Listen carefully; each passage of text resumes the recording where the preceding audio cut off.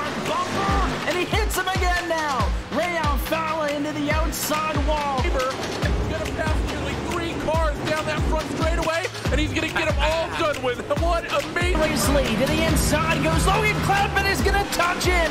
Pit press sideways. What a save. Looks to the outside as Trunkgate goes off. De Jong into second place. Going for the switchback. Oh, pinpoint driving. It's Howling down to the inside. Trying this contact though. Slide left of the racetrack. Chris Renner drives it back down underneath, and he takes that second spot right back. Joker goes to Garrett Lowe. Garrett Lowe should take victory with all that contact. He's going to try and make the move around the outside the parabolica. That's not going to work, but he's going to try and get the cut back here. Get the run out the parabolica. That's beautifully done there. Michael Schubert, there's a little bit of door banging as well.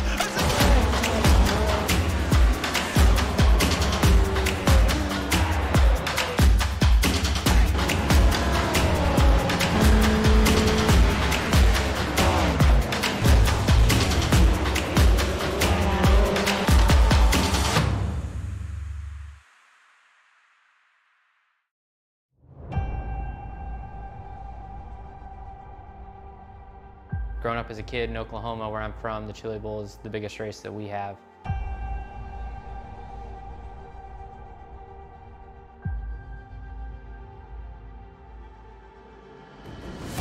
The Chili Bowl has kind of been my favorite race of the year.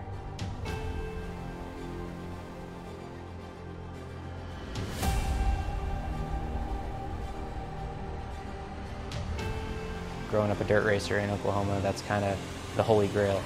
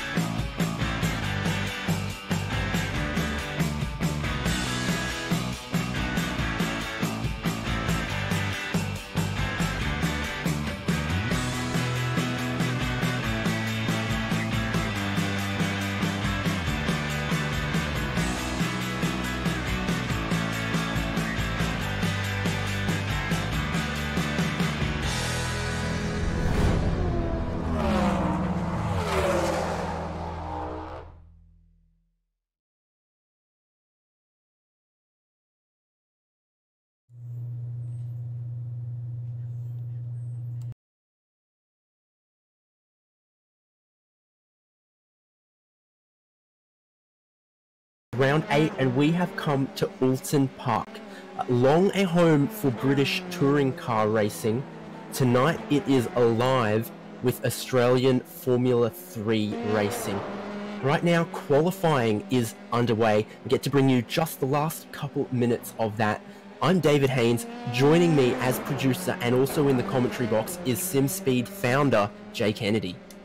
Yeah, hello David, hello everyone. It's going to be a really awesome night of racing. Looking forward to jumping back in for the F3. We were here for the first broadcast together, and with the Bathurst 12 hour on this weekend, it's meant that we're stuck in the comms box and most of the other crew are in Bathurst, but it's going to be an awesome night of racing. We saw last week how cool the racing was here, and again this week we should see a really, really cool show. A little bit of a tighter track, which will mean a tougher challenge for the drivers. Yeah, and the layout we're using here at Oulton Park is the international layout without the Britain's chicane. So that gives us an interesting overtaking opportunity out of the long hairpin down the straight and towards Hislop's chicane. So that'll give us plenty to watch throughout the race. Maybe we'll get up on screen right now where the qualifying order stands right now. With the best time on the board with 8 minutes of the 30-minute session remaining is Ethan Grigol, but he is not at home and clear because it is by less than half a tenth that Jake Burton holds second place. And then last week's winner, Emily Jones, is currently sitting in third. I guess whether we see some of these guys improve their lap times deeper in the session will depend on what the weather does. It's looking very sunny out there, and I don't imagine that we'll see any cooler track conditions in the remaining time. It's going to be really tough for the guys, but I just noticed as well Aaron Lee has gone faster on his last lap. I believe the gap between 4th, 5th and 6th, 3rd, 4th and 5th, there's 6 thousandths of a second separating three cars. We're in for a hell of a show, and we saw before we come live as Aaron Lee around, we're seeing this quite a lot. That is probably the toughest corner on the track there. A lot of drivers looping it around in that section, but we've seen Ethan Grigol and Jake Burton pretty much match time lap after lap after lap throughout this qualifying session. Grigol to come out and smash out a quicker lap, Burton will come back and match it, then Grigol to go faster again. It's been a really, really interesting qualifying session so far. Yeah, I think it'd be great to ride on board with one of these cars, just get a perspective of the speed, because it's a pretty narrow circuit, almost all the way around, pretty bumpy. Come through Island Bend here, that's flat out in a Formula 3 car, it's brake and downshift in a V8 supercar, and then through, I think, what my track map calls Shell Oil's Corner, Jake Burton abandons that lap because he gets a big whop of oversteer, and Emily Jones is coming down to what will be, I think, the big overtaking opportunity, and her lap gets a little bit ruined, but that run down the hill towards the Hislop's chicane, big straight, and then a big braking opportunity. Might see some overtaking there. We're riding on board the front wing of Ethan Grigol right now. Yeah, we're going to see heaps of overtaking opportunities right here, but one thing about it, you don't want to be too ambitious and hit that tyre bundle, because unlike the tyre bundles we see in rallycross that will move if you do give them a little bump, these ones don't move. Open wheel cars don't like contact at the best of times, so we don't want to see too much argy-bargy through that section of the track. So it's Ethan Grigol, big moment, hits the wall. We've seen that as well a few times, and that's call the medic. That one would have hurt. Call the Druid, because that's Druid's corner right there, and we were talking about that earlier. I put in just a couple of sighter laps in this car around this circuit, and I thought that was one of the trickier bits of the track. There's a sort of drops away at the exit of the corner, which makes the rear of the car get light. And if you're riding out on the curb on the exit as well, there's also a nasty bump there. You see lots of people trying really hard to improve on their lap in the last 5 minutes of the session, because everywhere you look, there's someone off the track. And everywhere you look too, there's groups of 2 or 3 cars all separated by no time at all. Have a look at the gap between 7th, 8th, 9th, 10th and 11th. 200ths of a second separating those cars. As Reece Keane has a spin as well. We've seen so many cars loop it around. We've got another car upside down. Burton about to start a flying lap. We'll see how this one goes. That was very, very committed through turn 1. You've got to be careful not to track too far out there or here through Cascades, because you'll pick up an off track which will invalidate your qualifying lap. I think he's all good, still pushing down this lakeside straight into Island Bend, Shell Oil's Corner right here. It's one that's slightly banked. There's a couple of lines you can take on the entry and on the exit. You can make a shallower entry work because of the banking in here. This is the longest straight. On the left is the Britain's chicane that we're not using for this race. It gives us lots of good slipstream opportunity, passing opportunity down here towards Hislop's. Difficult braking zone, 3 apexes to this. Tiny wiggle after the second one. He's still looking absolutely committed, like he thinks he can improve on this one. Coming up the hill, Clay Hill, Water Tower, the next little left-hand bend there as we approach Druid's Corner. Double apex right-hander, and just here on the exit, the track drops away. Now the car gets light, and you've got to already have the car straightened out by then. But I think he's abandoned that as a quick lap. Yeah, he's abandoned it, but he's going to go again. So we've seen a few drivers actually do 2 or 3 lap runs, and then on their third lap they'll actually get their fastest time. So a few drivers probably not too upset if they ruin their lap towards the end, get some extra heat in the tyres, and that looked really, really good through turn 1. Yeah, we say it time and time again that the tyre temperature has a huge effect. There's no tyre warmers, they're coming out of the pits on cold tyres. It really will take them 2, maybe 3 to get to the optimal temperature. I'm not sure how wide Jake Burton went there, but it's got to be all or nothing from him if he's going to find those 41 thousandths of a second he needs to usurp Ethan Grigol for the pole position. He looks pretty comfy in second, but he's going to have to find some magic to get just that last little bit. Is this the help that he needs? A tiny little bit of draft down this straight. Late as you can be on the brakes. Beautiful entry. This looks good. It is. We'll continue to watch the rest of this lap. It's just using all of the road, but then not too much extra. Like I mentioned, here is Druid's Corner. Good entry. I think he should prioritize the second apex here. He's well clear of the curbs on the exit. Comes into the final corner, Lodge Corner. Probably third gear, not sure. Tracks it out as well. He's coming towards the line. So 1 minute 21.556 he needs to beat. The 122.220 is that lap. So not an improvement from him. In fact, 6 or 7 tenths off his best so far. Ethan Grigol, though, has started a flying lap, so we will keep an eye on this one. Best lap, 21.556. Very, very quick lap around a really, really tight track, and I'm so amazed by the gaps as we've just seen Adam Briggs jump all the way up. He jumped into 6th and now up into 3rd, so Briggs is on the charge in the timing sheets. Pretty big field here tonight too. Yeah, exactly. Adam Briggs has come out of not nowhere, but certainly it was nearly 3 tenths from Jake Burton back to Emily Jones in 3rd place, and now suddenly Adam Briggs has slotted himself in there.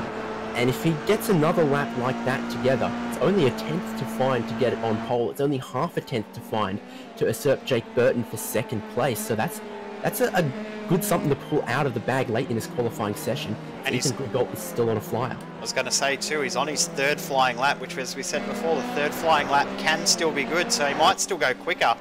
This run, he's gone quicker on the first 2 runs, but speaking of going quicker, Ethan Grigol has just absolutely broke the hearts of Burton and Briggs.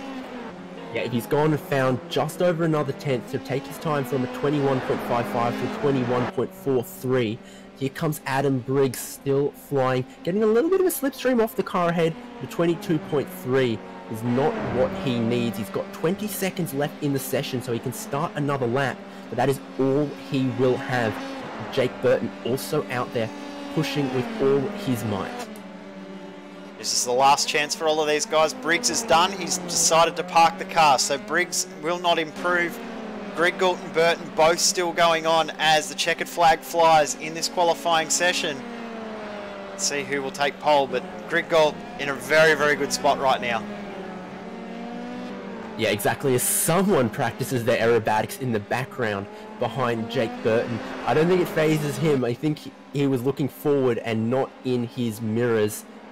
I don't have the sector times to see exactly how this one is going for him, but he hasn't abandoned. He must think there's still chance for him to improve through Druid's Corner here, and then also through the final corner. Goes out a little bit wide, manages to make it work nonetheless. Now the last braking zone, it's a bit bumpy there, but he gets it turned in. It's the throttle open, tracks out as wide as he dares. He's coming to the line. This looks good. Does. Oh, just misses out on his best lap. But a very, very good one for Burton. He will start 2nd at this stage, but Aaron Lee could steal something at the last possible moment on this lap. A little bit wide through the final corner. That's an improvement though. Aaron Lee will jump into position number 3. Good lap. Yeah, 6th into 3rd after the checkered flag was already in the air. That's saving it till late, but certainly 3rd place is a good spot for him to start. A race winner in this series previously, and with some good points in the bag. Just a couple more people out there still on a flying lap, and our eyes are on Warren Pickering right now. And Pickering at the moment just off our timing on the side of the screen.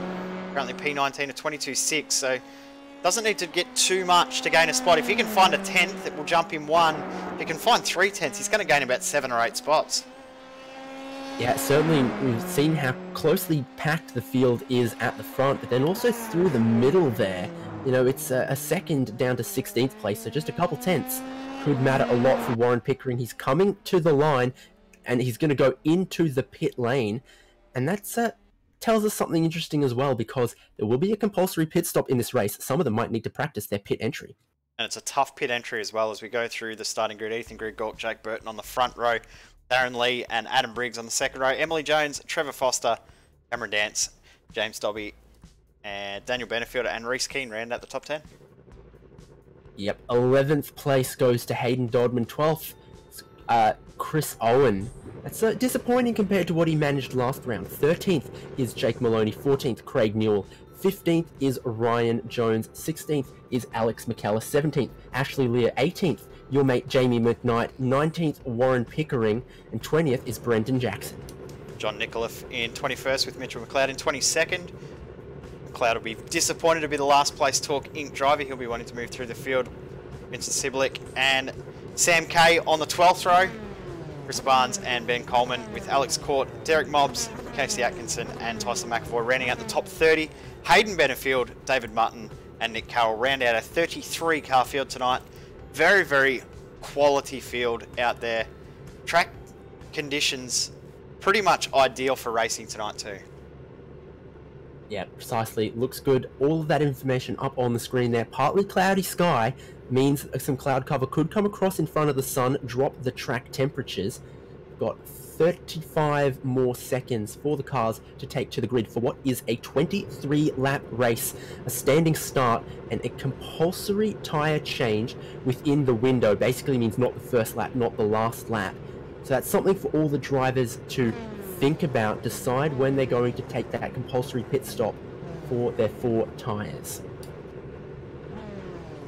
Yeah, I think that we're probably going to see most drivers do the same strategy. One thing that some guys will have to be careful of is if they jump in the pits and don't let the guy behind them know that they're pitting. We could see a few nose-to-tail contacts come into the pits, especially with how the draft in these cars work as well. We're going to see a lot of nose-to-tail action.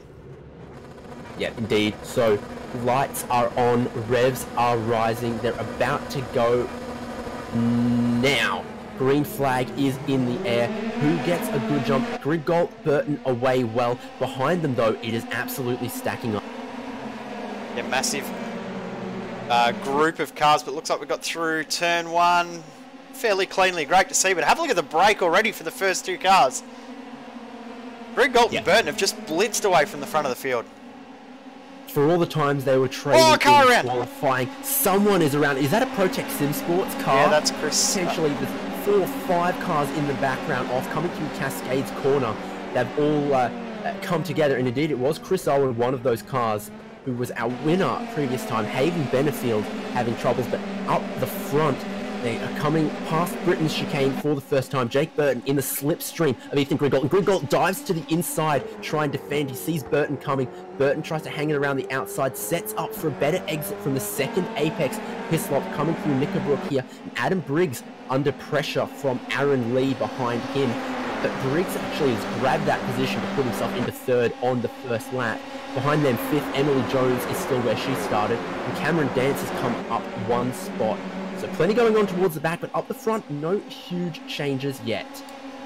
I think it's a big yet, though, because I think we're going to see a big group of cars blitz away at the front. Speaking of, Burton has actually made a mistake, and Adam Briggs is now hunting him down. We saw how close these guys were at the end of qualifying. These front 4, I think, will blitz away from the rest of the field. If Emily Jones can stick with the draft, we might see 7 or 8 cars break away here.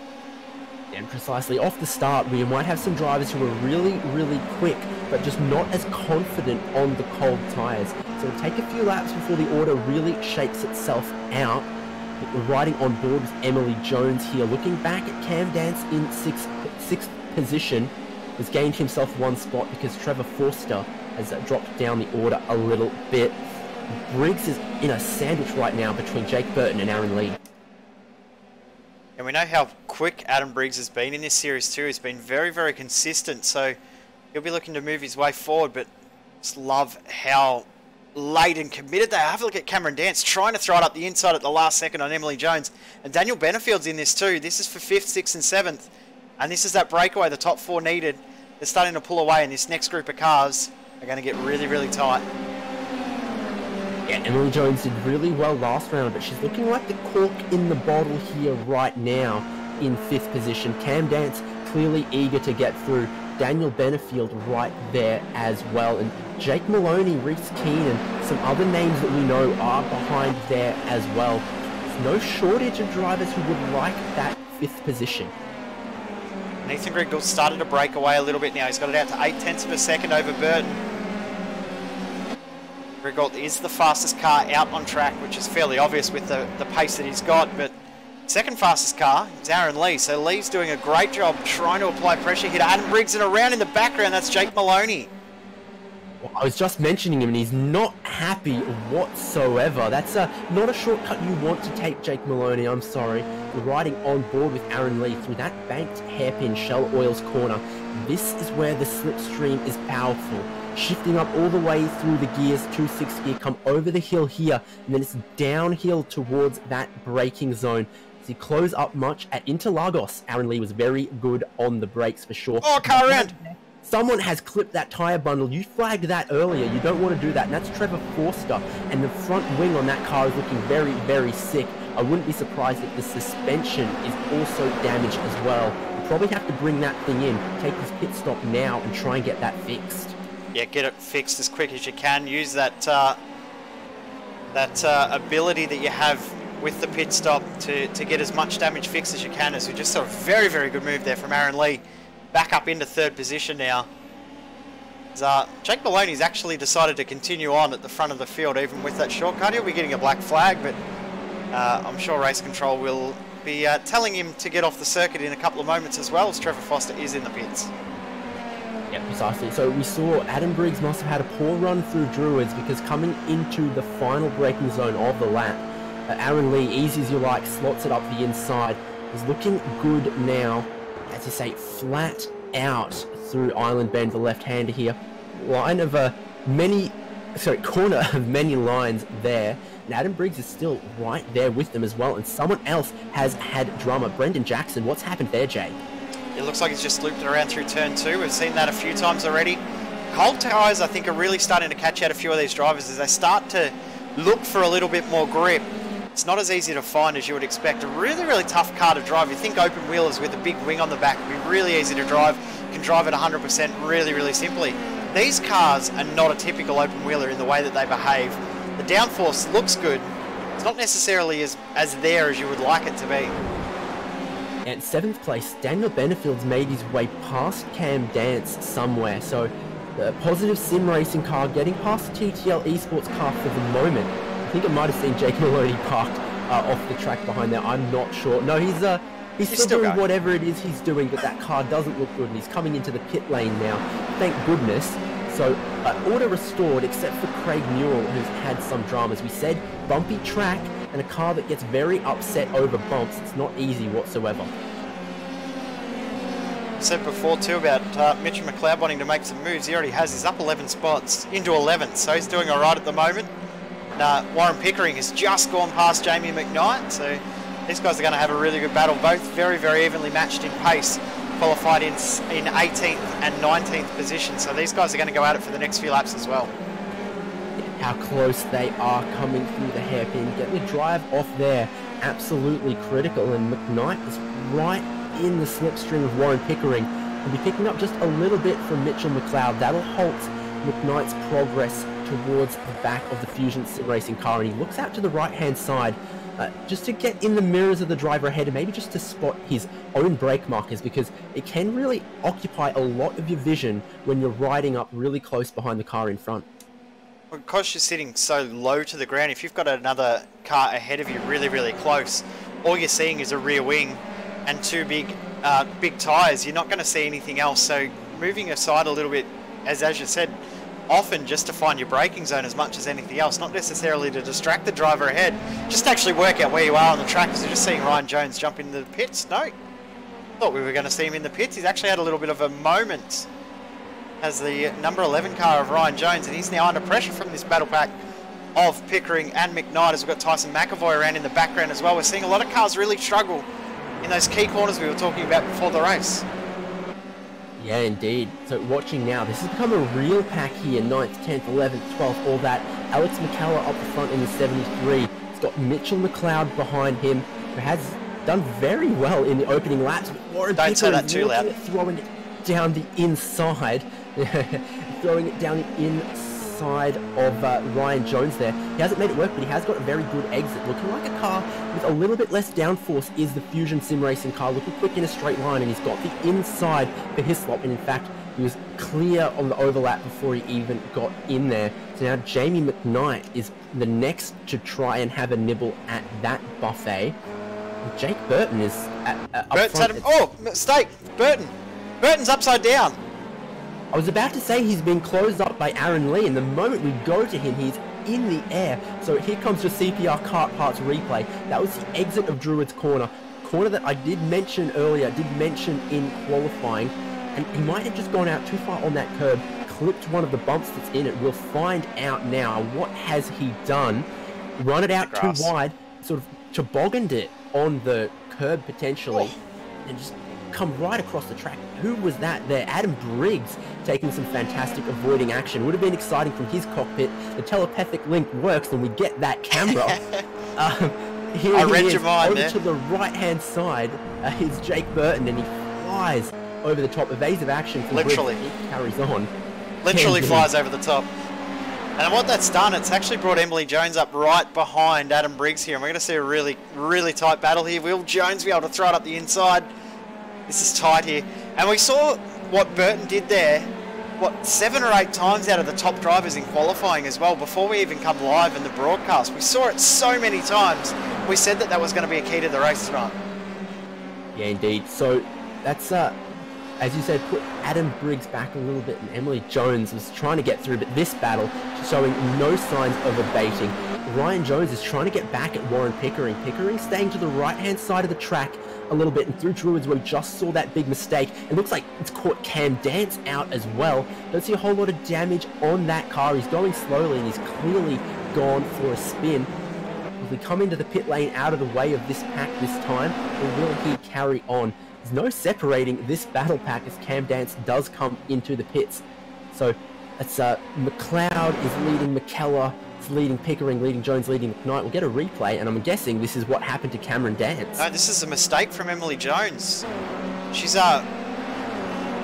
looks like she may have run a little bit wide coming out of the final corner, and Daniel Benefield up the inside into turn 1. So Emily Jones was trying to steal 3rd position away, and she's now dropped to 5th. And big moves from Daniel Benefield then, who's up 5 spots. Mitchell McLeod, qualifying didn't go well for him, and Benefield's not clear of Jones yet. But yeah, Mitchell McLeod, you said it, started a bit down the order in 22nd, now in 7th. Don't talk him up too much. Don't talk him up too much. We'll know he'll be in the fence. Him up too much? Oh, there we go, right on cue. He's in the... right on cue, as I said, don't talk him up too much. He's hit the tyre bundle. We'll have to get a CPR. And look at the side pod and the air intake off that, showing a lot of the internals of that Formula 3 car that we don't normally see, don't normally want to see. Here's the replay. What's he done? Has he been hit from behind? Has he done it all by himself? I think he's just locked up the rear tyres on the way in. And the moment he's put steering angle in, it's just gone. Yep, that's all he's done. And Never Ryan Jones! Yep. Done again around the final corner. Stands on the brake pedal, avoids being hit by anyone else, avoids any of the barriers. He'll carry on. But Adam Briggs has now sort of got Daniel Benefield behind him, and Emily Jones has been dragged up to that battle as well. 3-car battle for 3rd place. Yeah, and it's going to be a really intense battle because Briggs, Benefield and Jones all have great pace in this car. So this is going to be a really, really good fight to see. Nearly at the halfway point of this race already. Absolutely flying by. Benefield up the inside. He's going to get this done quite easily. Oh, a bit of contact. Well, I need to see that from another angle potentially, but I think Adam Briggs being pretty clever with his DPR racing car. He didn't fight that too hard. He knows there's a lot to go, so we will see it from this angle. Daniel Benefield, who fancies himself a bit of a prototype driver. I'm sure this open wheel car handles a little bit like one. He just got a wiggle again in the braking zone, similar to what Mitchell McLeod had. This time, Benefield just managed to save it. And there was the tiniest bit of contact there as Daniel Benefield slowed up, and Adam Briggs was eager to get back on the power with Emily Jones right behind. And that is exactly what is happening now as we look back live. Don't be fooled by that graphic. It is in fact Adam Briggs. Yeah, I clicked the wrong button. Place. Don't you worry about it. I'm a rookie. It's my first day on this. No, it is my first day on this job, so I can claim that. It's not my first day on the job. To get some striped paint. Rookie stripes on. It's Briggs. I think that's unsettled Briggs a little bit. He doesn't look as comfortable as he did 2 or 3 laps ago. Yeah, the slight little contact is enough. Scurried away, and once again, Briggs making no effort to defend the inside line, showing the red carpet to Emily Jones, who didn't need more than one invitation to attend that premiere. She goes in a little bit deep, but makes it work, and will grab 4th position away from Adam Briggs. He's lost 2 positions in just as many laps, I think. Out the same corner in the same spot in the exact same manner, so Briggs won't be too happy. We're coming up to the halfway point of the race. We're probably going to see some guys decide to jump in the pits in the next few moments. They'll want to try and run a few laps on the second set of tyres. They won't want to be doing too many laps of just cold tyre running. As right on cue, in comes Adam Briggs. Also in the pits, Aaron Lee. Yeah, exactly. So a few guys from the top of the order choosing to make their compulsory pit stop now. They don't have to take any fuel on board. They're able to start the race with as much fuel to go to the end, but they do need to take 4 tyres. So there might be some drivers who start with some of the fuel they need, add some while they take the tyres. So we go to a CPR kart parts replay. Is that Warren Pickering? What's he gone and done in Druids? He's just looped it around totally different to everything else we've seen. He's had an early spin. You're just seeing people get quite far to the exit of that corner before something unsettles the rear of the car, but right in the middle between the 2 apexes, the rear just giving way, and he does do the sensible thing, stands hard on the brake pedal. We're watching the leader there, Ethan Grigulp, 7-second lead over Daniel Benefield, who has about 1.5 seconds over Emily Jones, and pit lane might be soon beckoning for some of these. Yeah, I think we'll see a few of these guys jump into the pits in the next moment as we are, 1.5 laps away from halfway. There's another car slow. It's a ProTech car again. Is that Chris Owen? Am I correct? Yes, I think it was. No, it's not. It's someone else. It's Hayden Benefield. See who it was? Okay, I believe younger brother to current 2nd place runner Daniel Benefield. I know they're brothers, I just don't know which one's older. I'm pretty sure though. We're watching this battle deeper in the field though, because look at this 3-car train. Craig Newell leads Ryan Jones, and Cameron Dance is trying to recover after getting some repairs done on that car. Yeah, and all 3 of these cars have made their pit stop in this race. Dance had a very, very long stop, as you said, had to get some damage fixed. 21-second stop, so I'm going to get some new front wing on that car in the pit stops. We're just seeing Reese Keane in the pits as well. Ashley Lear, Sam Kay in the pits. Yep, indeed.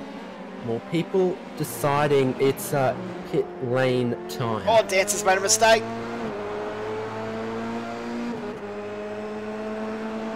Here we go. Good. This is going to be an easy move here for Jones. No backs out of it.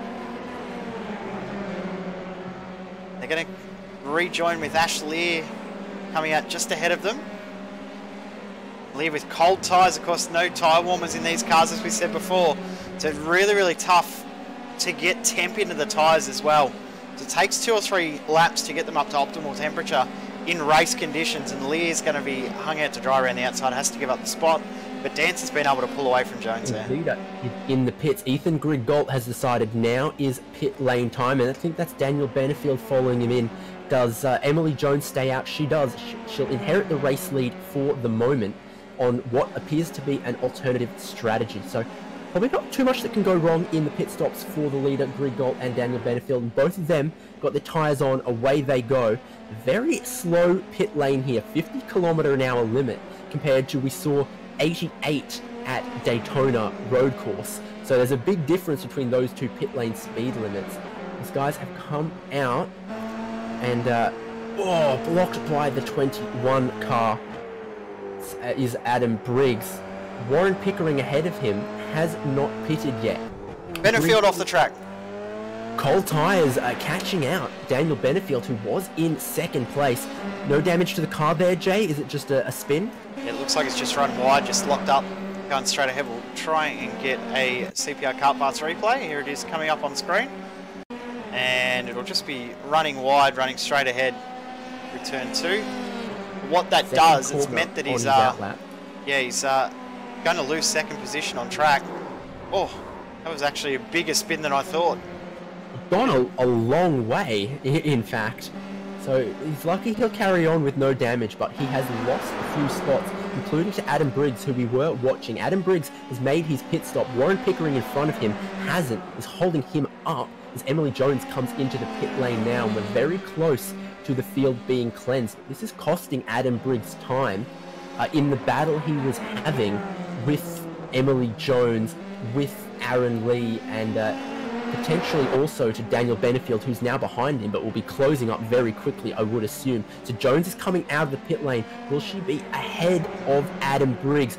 Who, yeah, indeed. So Jones is going to come out ahead of Briggs. If Briggs wasn't being held up by Warren Pickering, he might have got that position through the pit stops. Runs very wide through the Cascades, though. One thing about this, though, Emily Jones on cold tyres, she's going to have to be really careful in how she tackles this next half a lap, 3/4 of a lap, while the tyres start to come up to temperature. And there we go, right on cue, around goes Jones and around goes Briggs. Briggs will hold on to it, but that's big damage for Emily Jones, who was just out of the pits. The front has fallen off, and I must reassure you that's not typical. They're not designed for that, and her car will not have to be towed outside of the environment. She will bring it around back to the pit lane again. Here's the replay of what happened. Warm tyres, Warren Pickering has gone to the inside to try and make the move. Emily Jones isn't happy about that. She's tried to brake deep on the inside, locked up the rears, it would look like, and that has spooked Adam Briggs, who's gone for a little half spin of his own, but carried on. But that is very, very costly for TTR driver Emily Jones. Yeah, that's really, really hurt her run. So Briggs has just got past Warren Pickering. He's just made a mistake. What this has done as well, Daniel Benefield has now closed that gap back to Adam Briggs. So Ethan Griggolt, Aaron Lee, first and second. Briggs will be effective third. He just jumps into third now.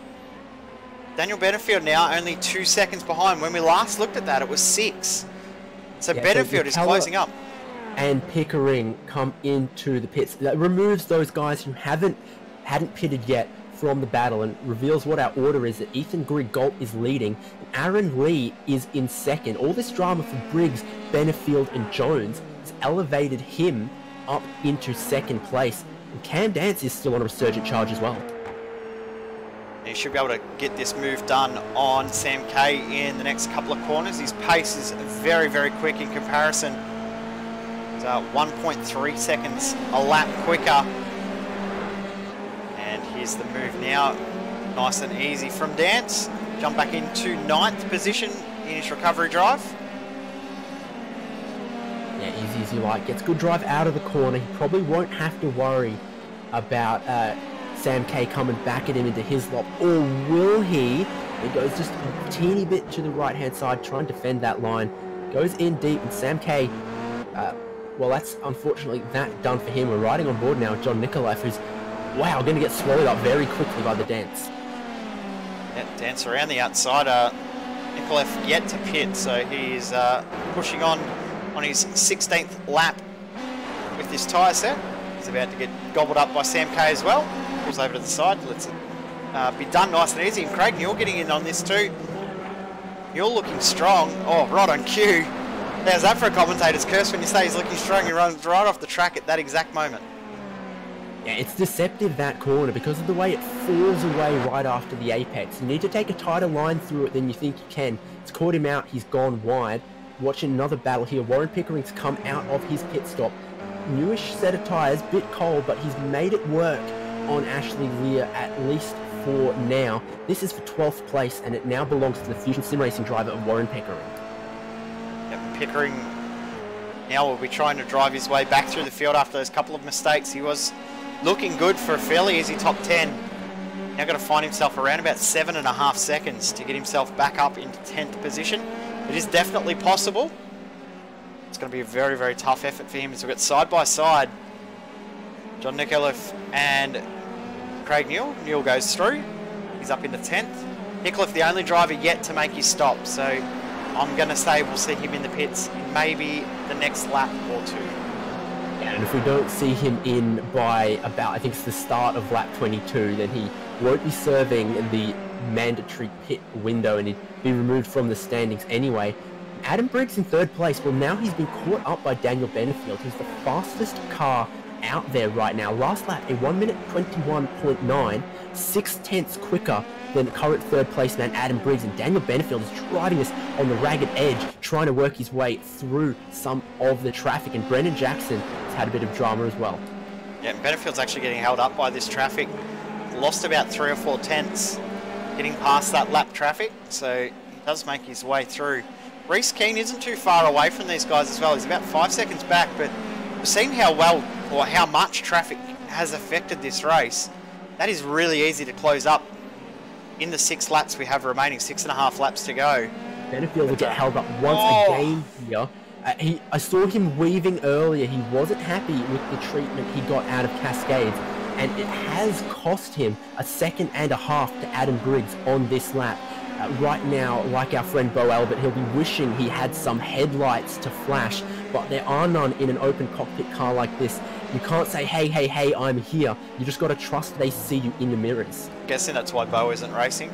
There's no headlights in this car. We can neither confirm or deny. They also don't race at Daytona, and I don't think he's going to want to race anywhere but there for a little while. Ashley has gotten past Warren Pickering for 12th place, though. So we saw Warren Pickering grab that spot, but somewhere along the lines, Ashley Lee has gotten it back. Warren Pickering's looking very, very determined, closing up into the last braking zone of the lap.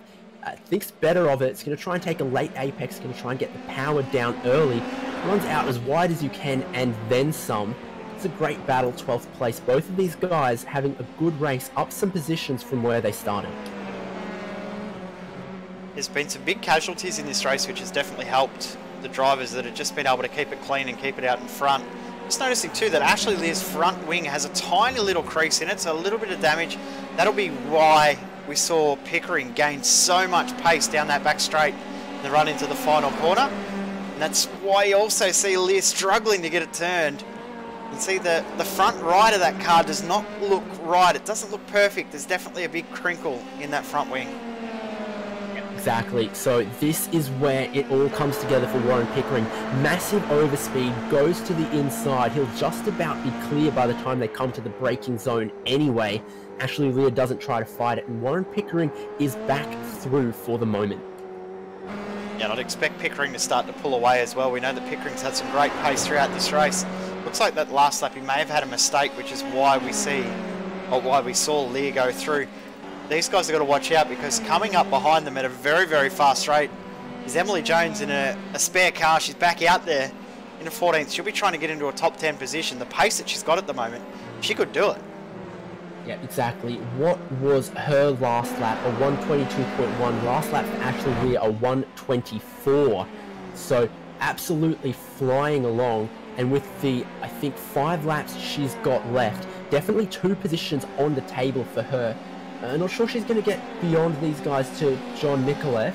Nicoliffe still has to pit, so yeah. So got at least 3 positions. She could still get 11th place on the cards, and she's getting very close to Ashley Lear. Will she go for an overtake into the hairpin, or will she set up an exit and think about towards Hislops?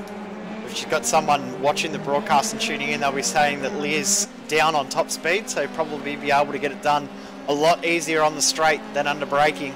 And we're going to see the overspeed here. Emily Jones will get this done really, really easily on Leah. He's just sitting duck with that front damage. Jones through now into 13th position.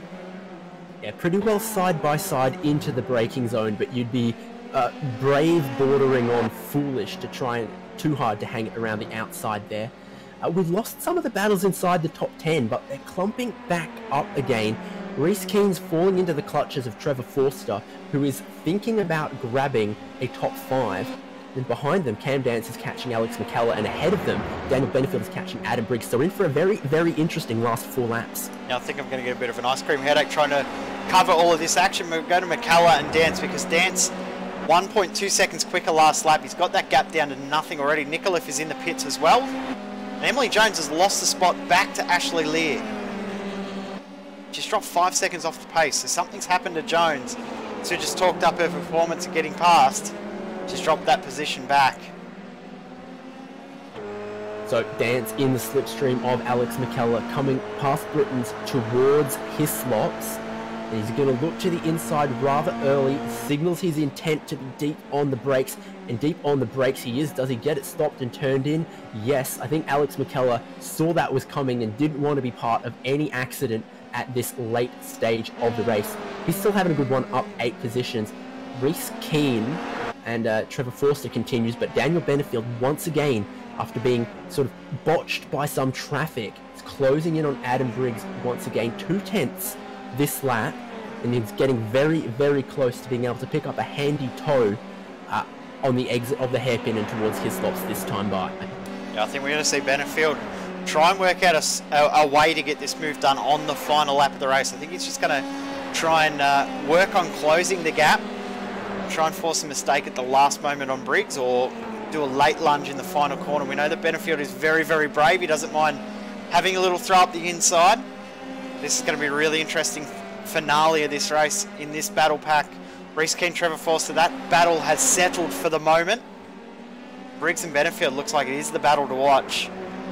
Emily Jones, final position on the podium as well. What's Emily Jones up to? Yeah, just going to say her pace has dropped off astronomically, so she's lapping the same pace as Ashley Lear now, so she will not be able to get herself into the top 10. That pace that she had with that spare car is all but gone, so I'm going to guess there's a little bit of damage on that car. We'll stay with this battle though between Briggs and Benefield. Yeah, precisely. There'll be 2 laps to go when they cross the line after this corner. And we saw earlier on Daniel Benefield, plenty of pace, and Adam Briggs wasn't in the mood in the first half of the race to defend too hard. He was giving the inside line here, there to anyone who wanted to make an attempt. I wonder if he'll put up a more spirited defense as we get into the deeper stages of the race, or if he'd be content with 4th place. Benefield, close as ever. Someone's spun around. That might even be the brother Hayden Benefield in the background. No, it's Brendan Jackson. It's a different blue car, excuse me. But yeah, there's too many blue cars out there, isn't there? Exactly. So someone else around. Who's that? Vincent Skillbeck. I panicked for a second because it's the same colours as Ethan Grigolt's car. Yeah, I was a bit worried too. For a second, I'm like, oh, hang on. But you said that the battle between Reese Keen and Trevor Forster was done. It's not done because Foster's closed that gap right up.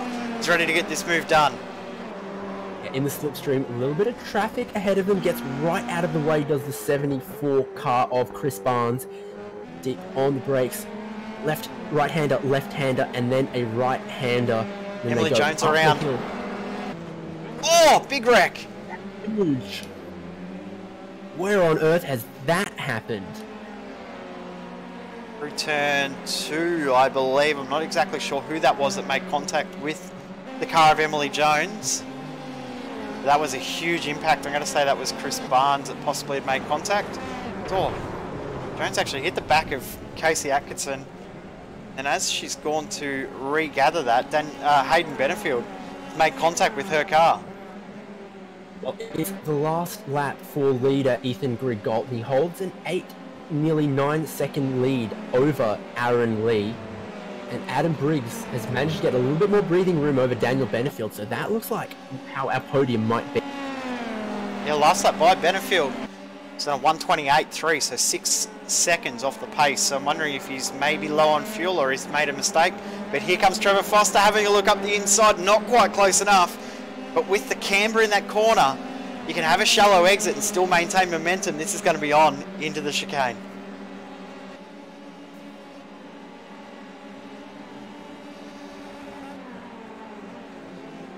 Reese Keane defending so well up the inside. But here comes Ethan Grigol. Out the final corner right now, though. Checkered flag will be in the air for him. Led almost every lap, led from pole. He's happy with that. Definitely happy, and Aaron Lee will come home in second position. Adam Briggs will hold on to third, and Trevor Foster versus Reese Keane is done because Foster is through. Reese Keane has dropped and now under pressure from Cameron Dance. We'll get a CPR car parts replay at the end of the race. Try and work out what's happened, but Reese Keane has had some sort of moment, whether there's been contact between he and Foster or he's just had a moment on his own. Keane will come home in sixth position, Trevor Foster in fifth, so Foster will be very, very happy with that. Dance finishes in seventh. We need to get another look at what happened there at the end of the race though. Yep, exactly. We kind of had to look away to the leader taking the checkered flag, but certainly whatever happened in that battle between Forster and Reese Keane is we're going to take a look at now there was contact. In the CPR car parts replay. That's the exit of Hislops towards Knickerbrook. So here we see Keane defends to the inside. Forster tries to cut back, get a good exit. And Keane picks up a little bit of grass, goes there was no contact, spins it sideways.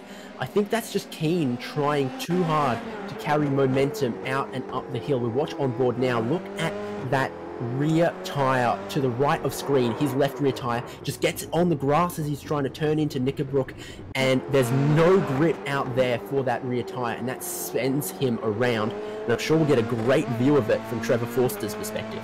Yeah, this will be a really, really good shot to see exactly what happened. And good avoidance from Foster there too. I did say that there was contact. I apologise. There was definitely no contact. Actually can hear from the onboard there that Foster actually got out of the throttle to ensure there was no contact, that he could get the momentum up. And there's a heart attack moment on the brakes. Very aggressive. He did a great job to pull that up. But congratulations to Ethan Grigol on a very, very dominant drive tonight.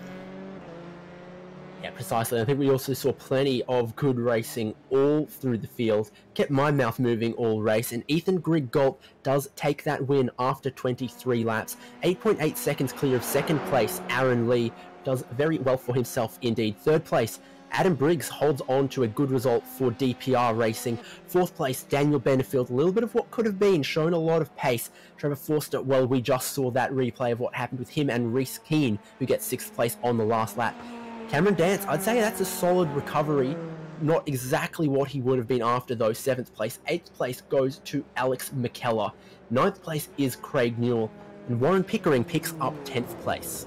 Sam Kay in 11th position, and he had a very, very tough fight throughout the race. Ashley Lee finishes in 12th, with Alex Court in 13th.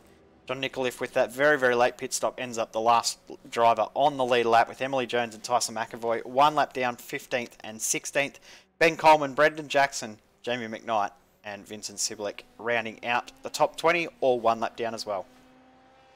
Yeah, exactly. So we're basically getting into retirements now when we say Casey Atkinson got 21st, then Chris Barnes, Hayden Benefield, 4 laps off the 3 laps, apologies, off the lead. Ryan Jones, not his race, grabbing 24th. 25th was Chris Owen, apologies, who did very well last round, just couldn't follow it up this time. Mitchell McLeod, our sincerest apologies, grabbing 26th place. What can we say? We'll just not mention that he exists next time. 27th is David Martin, 28th Nick Carroll, and then just only completing a few laps is Jake Burton and Jake Maloney, and Sam Dobby, Hayden Dodman, and Derek Mobbs not completing any laps. And that is round 8 of the Oceanic Sim Racing Formula 3 Championship, Jay.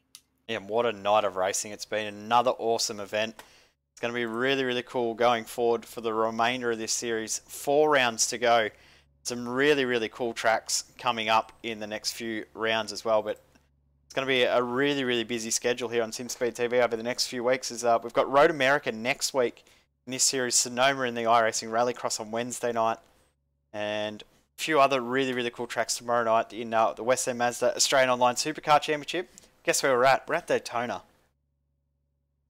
Yeah, fantastic. That'll be very interesting in those style of cars.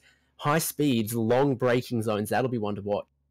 Yeah, heard a rumour as well that we will see a headlight flashing Bo Albert jump in as well. So you were right that he has decided to race at every race at Daytona. He might even drive the V8. But on Monday night, we also have a different Roval in the V8. We're going to Charlotte in the official V8 Supercar Series presented by Aussie Driver Search. And as we said, next week in this championship, Road America will be a really, really cool track for the drivers to stretch their legs. And we're going to see some really, really cool moves into turn 1 there. Yeah, well, I think that just about wraps up all of our coverage here tonight. Thank you so much for tuning in. Make sure you subscribe to SimSpeed TV to keep an eye on all that coverage we will be bringing. Follow us on Facebook as well. We will notify you when we're on the iRacing Esports Network. I've been David Haynes with the cameras and in the commentary box as well, Jay Kennedy. It's been a pleasure. Good night.